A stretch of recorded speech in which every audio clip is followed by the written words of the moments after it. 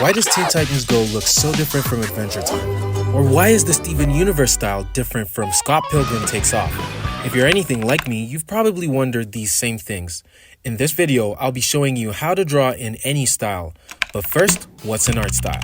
This is the unique way each artist's work looks. Just the way each person has a handwriting, every artist has a style. Now, it can take years to develop an iconic and recognizable style, but everyone has a style. It's in how the artist draws certain features, what techniques and tools they use, their color palette, line weight, shape language, use of anatomy, use of light, use of perspective, and general design sense. In animation, it helps to be able to mimic various styles because each project will have its own style. An example of an animator who's great at this is James Baxter. He's a British animator best known for his work in Walt Disney Studios, where he worked on feature films like The Lion King, Beauty and the Beast, and Enchanted. DreamWorks, where he worked on movies like The Prince of Egypt, Spirit Stallion of the Cimarron, and The Croods, and more recently Spa Studios, where he worked on the movie Klaus.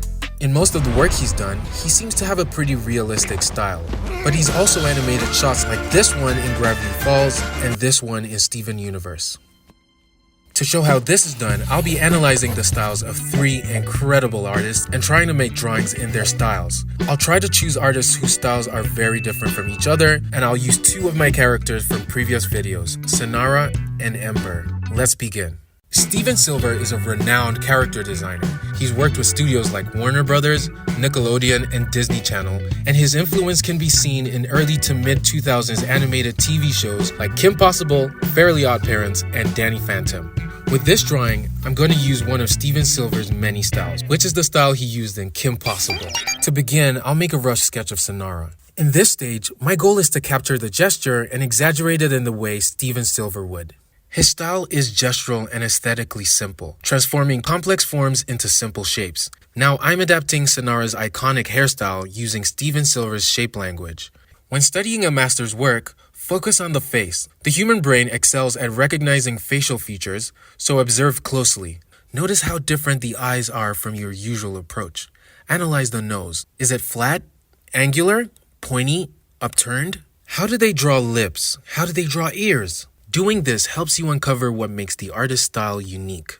With the eyes, I made an effort to strike a balance between what her eyes look like and how Steven Silver would draw them. This is to retain her likeness, even in a different style.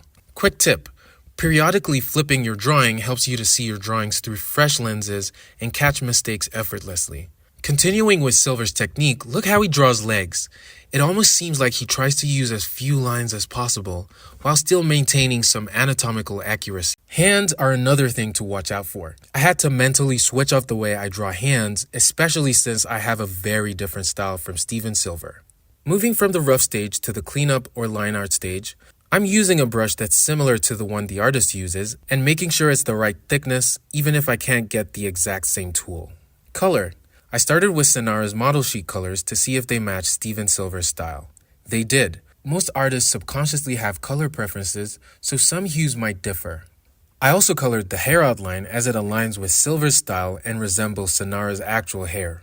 Now let's draw Ember. Ember is a villain, so I'm aiming for a darker, more ominous expression to match her theme. Planning to include her sword, I've sketched her in a pose that supports that. The style I use the most, and probably the style you see most on my Instagram, is a style with line art, making this step familiar and smooth. His style tends to have sharp edges and corners in the line work, so I'm careful to include those. I'll also match the design language that he would use specifically for villains. I also made sure to match the way he draws fists. Now for the color. Getting her to look right in this style depends on how well I can match Steven Silver's way of coloring. Initially, I tried to use a desaturated navy blue to depict black, but it didn't quite align with Steven Silver's style. I eventually went for a darker black tone and adjusted the lines to a bluish gray, which worked much better. I then recolored the lines of the face. I think this matches more with how I feel Steven Silver would color this. Just a little color correction on her suit and we're done. Hey people, this isn't sponsored. I just really love this project and worked on the trailer, so I want to talk about it. Mo is a short animated film set in Nigeria which follows a Nigerian American girl who visits Nigeria for her grandfather's burial ceremony and is surprised by what she discovers.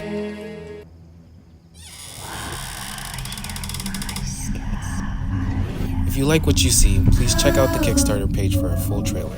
If you could help back the project, that would mean a lot. Thanks for listening. Now back to the video. Serge Birault is a prominent and prolific French director and concept artist in the video game industry, who's currently a senior concept artist at Respawn Entertainment. He's well known within the Instagram art community for his exceptional dark-themed character illustrations and designs. Here, I'll be trying out the textured line art style. While this style leans towards a stylized look, it still has an element of realism.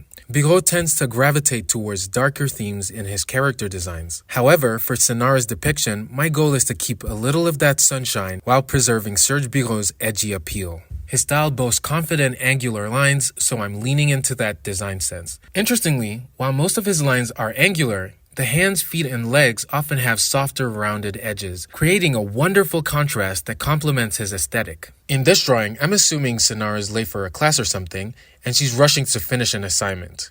I had a couple of issues with her shoes because he tends to draw characters in high boots or heels. This particular shoe style didn't show up a lot in his art. It still looks kind of off, so I'll get back to it. Now for the line art. First of all, I knocked down the opacity of the rough layer so I can easily draw the line art over it, and then chose a brush that's kind of rough and has a little texture to match Birault's line art. I cleaned up her shoes, tote bag, hair, and hands, and made some finishing touches to her laptop. And now it's time for color. Beginning with flat colors, I initially copied the colors from Senara's model sheets, but then it didn't align with Serge Birault's typical palette. So I looked at more of his work, aiming to use colors he would use. Throughout the drawing, I'll continue adjusting the colors to fit more with Birault's palette. I notice he sometimes colors the lines of the nose and lips, and he puts this sort of shading or blush on the top of the nose and maybe around the ears, so I included those. I also observed that he has a unique shading technique where he selectively shades important areas instead of shading everywhere that's meant to be shaded. This helps to maintain a simple look. I then added tattoos because lots of Serge Birault's characters have them. Then I got back to the shoes because they kept bugging me. I corrected them and added that gloss on the shoes the way Serge Birault does. And as a final touch, I added a text bubble because especially on his Instagram, he seems to use these a lot. Now Serge Birault has this series where he draws women or girls with large weapons, mostly swords. So I'm doing this ember drawing with that particular theme in mind.